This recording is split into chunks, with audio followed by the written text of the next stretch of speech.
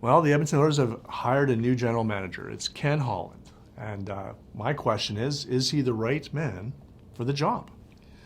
Well, is he the right man? That's a good question. I think my question would be, is he the best man for the job? And I think that's the situation that I think a lot of people, the Oilers, obviously, Bob Nicholson thinks he is. And I think he was doing the hiring, so he believes that Ken Holland was the best man for the job. My only concern with this whole process was that at the beginning of the process, Bob Nicholson said, we're going to go out and we're going to interview everyone and we're going to do our due diligence and we're going to do work and we're going to talk to as many people as we can and we're going to hire the best candidate. At the beginning of this process, Ken Holland wasn't on that list. Ken Holland had a GM job, so he was never part of the process. And then the minute Ken Holland was not the GM, the Oilers jumped all over him and said they didn't interview him, they didn't go through an interview process with him, they offered him the position, which is the exact same thing that they did with Peter Chiarelli. Now, it didn't work out with Peter Chiarelli, and at the time, not a lot of people criticized that move. They said, hey, Peter Chiarelli's available, you should jump on him, he's going to help you fix your club. It's the exact same thing now. Ken Holland's available, you should just jump on him, and he's going to fix your club. But they didn't do the due diligence that they had interviewing the 14 guys or however many GMs that they interviewed. So Ken Holland, a very smart guy, very well-respected guy in the NHL, and the Oilers believe he's their guy, but is he their guy because he was available, or is he their guy because after the entire interview process, he was the top guy available? And I think that's my only concern when it comes to the hiring of Ken Holland. Well, I think about it like this. It's like, well, if it's 2015 all over again and Ken Holland and Peter Chiarelli are available, which one do you pick? I think it's clear it's Ken Holland. Yeah, I think if you are going to hire somebody, not sight unseen, but they did speak on the phone to some extent. It wasn't the same exhaustive interview process that everybody else had. But if there is one guy that can be hired basically on his resume and his record, and from hearing him speak, he won a lot of people over just in the initial media conference. It's Holland. I mean, he's an established, decorated, proven GM, and just from hearing what he said at that media conference, I think he restored a lot of faith in the people of Edmonton, because he's one of the first orders of business for him is to address the structural rot in the organization and look at everything from player personnel to player development to pro scouting to everybody who works there, because they've been through 4 GMs and about 9 coaches in 10 years. It hasn't worked. They have to dig a little deeper into the foundation, and that's what he said he's going to do. And he said, I'm not coming here unless I have total autonomy to do that, to hire and get rid of anybody I want. And they're like, okay. And he's got the backbone and the confidence to do it and do it right, I think. I mean, everybody has their faults. If you're going to hire Gillis, people would have dissected him. If you were going to hire McCrimmon, who was never coming here, they would have had a lot of problems with that situation. So nobody's perfect. Everybody makes mistakes. But this is a guy who's been there and done that for a long time. Holland's teams over the last 10 years, I mean, they've made the playoffs, but the last 3, they haven't been a playoff team. Holland was the GM in Detroit for 22 years, and they had a lot of success. They won a few Stanley Cups, but that was mostly at the beginning of his time there, in the first half of it. In the second half, I mean, Detroit's been, a different kind of a team than back when, Steve Yzerman played with them, even with the Zetterberg and Pavel Datsyuk's playing with the Detroit Red Wings. Is Ken Holland still relevant in today's NHL, or is he yesterday's man in some way? Well, that's a good question. Detroit didn't think he was relevant. That's why they brought in Steve Yzerman. I think they brought in some newer blood and pushed out the other blood.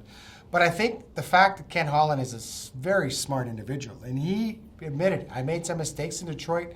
I did some things that didn't go well, and everyone makes mistakes. It's if you're able to learn from your mistakes that count. And it sounds like, yes, he's going to learn from the mistakes he made in Detroit. He gave some big contracts away. He had a lot of no trade movement clauses, and that maybe he's not going to do it anymore. He didn't manage the salary cap particularly well in the first early years of that. But to me, mistakes are fine. You can make mistakes, but if you don't learn from your mistake, that's where the problem is. And obviously the Oilers haven't learned from their mistakes in the past, but they bring in a guy who says, hey, I made some mistakes. I'm going to learn from those mistakes and approach things differently. And I think that's a very positive thing for the Edmonton Oilers. Yeah, if smart people, are better because of the mistakes that they've made in the past. And he strikes me as being a very smart guy. He knows the league inside and out. And like I said earlier, the problem with the Oilers hasn't been, well, it was GM when Chiarelli was here, because he totally destroyed something that looked like it might have been heading in the right direction. So he has to undo a lot of that damage. There's a big mess to clean up here. So it's not going to happen in a year. It might not happen in a couple of years because it's a mess, man. So you can't judge him in 6 months. You can't judge him in a year. But I think his overall body of work is gonna like I said, there's a lot of candidates. Might as well get a guy who has experience and who's smart and who has a track record. And one of the first things, in fact, I think it is the first thing Holland said, what he's going to do is decide on who the next coach is going to be. He did say off the top that Ken Hitchcock will not return as head coach of the Edmonton Oilers. He wants somebody, I think, for a longer term. I think Hitchcock was only looking at coaching for another year after this one, if any. What do you think about the coaching situation now for the Oilers with Holland in place? Well, I think he's got a guy in mind. I really do. I think he has a guy in mind. The minute that people started asking him about the Edmonton Oilers situation and whether he was interested in coming to coach or be the general manager for the Edmonton Oilers, he already probably had a coach who thinks, hey, I think this is the guy that I want to coach my hockey team. That's why when he sat down in that press conference, less than 10 minutes in, he said, Ken Hitchcock's not coming back. Ken Hitchcock is not his guy. He didn't go and say, well, we're going to evaluate our coaching position. He just said, no, Hitchcock is not our guy. So I think he has a guy in mind. I think he knows who he wants to bring in here, and I think he's going to do it as soon as possible because I think you also have to be fair to the assistant coaches. You can't leave them twisting in the wind wondering if they're going to be part of the staff next year or not. That's an indicator of how he's going to address things, too. Like Ken Hitchcock is being paid anyway. He's the Edmonton guy. He's a sentimental favorite. He's kind of, everybody likes him around there, and the new guy comes in and says, no, he's not my guy. He's out. I don't care if he's from Edmonton. I don't care if he's Hitch. We're going to do things my way. So if he's going to do that with a coach, he's going to do it with player personnel. He's going to do it with player development. He's going to be doing it with the scouts. So right away, he tipped his hand right out of the box that there's a new sheriff in town, and I don't care how long you've been here, who you are. We're gonna get the best people for the job, and we're gonna put them in place, and that's what we need to hear. And that's an important part of this for all those of us watching the Oilers is the autonomy side of things. You're talking about that and how much sway he's going to have. Ken Holland has full autonomy. He's not going to be influenced by the old Oilers.